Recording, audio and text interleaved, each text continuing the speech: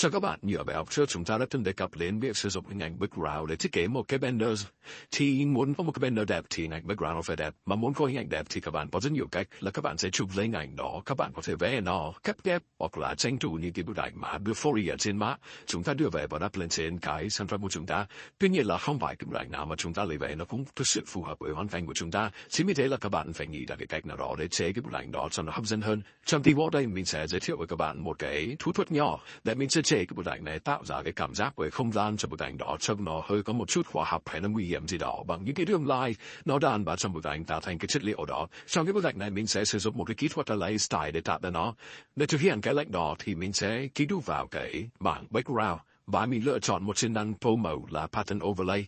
Chức năng pattern overlay thì sẽ cho phép bạn tô lên trên hình ảnh của bạn một cái chất liệu, hay là bạn có thể phủ một cái lớp chất liệu lên trên cái layer hình ảnh của các bạn. Thì muốn có cái chất liệu phù hợp thì bạn sẽ vào trong cái danh mục ở đây và lựa chọn cái chất liệu đó. Tuy nhiên là không phải lúc nào chúng ta có được cái chất liệu có sẵn mà nó phù hợp. Thành ra đây mình sẽ hướng dẫn các bạn tạo ra một cái chất liệu cho riêng cái bản thiết kế này.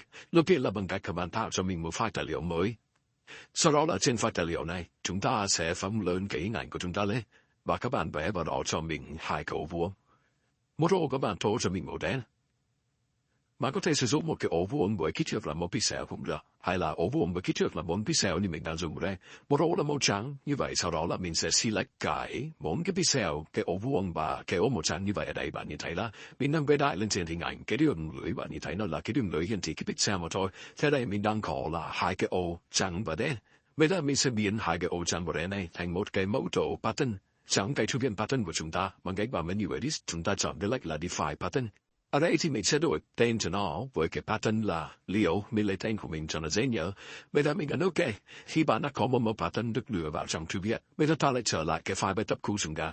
Ta kích đúp lên cái layer đó và di chuyển đến mẫu tổ pattern overlay. Các bạn di chuyển xuống phía dưới cái list danh mục của các cái mẫu tổ pattern. Các bạn sẽ lựa chọn được cái pattern đó. Bây giờ mình sẽ đưa cái chế độ hòa trộn nó trở về cái chế độ nó màu thông thường để các bạn có thể nhìn được cái pattern đó. Thế nhưng mà bây giờ khi ta đưa về pattern nó vẫn sẽ xuất hiện bởi vì cái scale mà chúng ta có ở đây nó đang rất là nhỏ. Mình sẽ kéo lớn nó lên thì bạn sẽ nhìn thấy cái pattern của mình nó sẽ xuất hiện. Pattern này được tạo ra bởi một vùng trắng và một vùng đen, tương ứng với hai cái điểm trắng và đen trên cái mô tô mà ta đã lưu trữ. Ở đây mình sẽ điều chỉnh cái tỷ lệ của scale làm sao để nó phù hợp với bức ảnh của các bạn. Có một cái điểm đáng chú ý là khi mà các bạn thực hiện được một pattern này để có thể nhìn được cái pattern là tỷ lệ chuẩn nhất thì trên bảng view các bạn đưa cái hiển thị cho mình trong bức ảnh đó về là 100%, tức là bạn đã hiển thị với tỷ lệ thực trên mỗi một pixel với hình ảnh đó. Bảo đảm rằng là khi bạn làm cái pattern nó sẽ được chuẩn nhất, bởi vì là trong tình huống ta không view như vậy thì dẫn đến nó có thể là ta đang nhìn cái pattern nó không được trung thực với cái tỷ lệ pixel thực.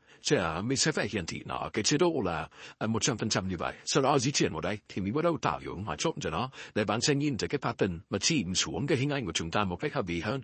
Và tùy vào cái mức độ mà các bạn muốn cái pattern nó xuất hiện nhiều hay ít thì ta kéo cái opacity ở đây, ta có thể kéo một chút xíu như này để tạo ra cái chất liệu cho nó và ta thấy nó phù hợp thì ta sẽ dừng lại. Vậy là mình đã tạo ra một cái chất liệu để lên trên cái layer hình ảnh thông qua việc sử dụng cái bảng layer style. Các bạn có thể sử dụng cách này để tạo ra rất nhiều các chất liệu khác nhau cho hình ảnh đó, giống như cái bài mà ta làm về hiệu ứng của các cái chữ. Thì bài này chúng ta nhắc lại một chút để các bạn củng cố lại cái phần kiến thức cho layer style. Cảm ơn các bạn đã chú ý theo dõi và chúng ta sẽ cùng gặp nhau ở bài học kế tiếp.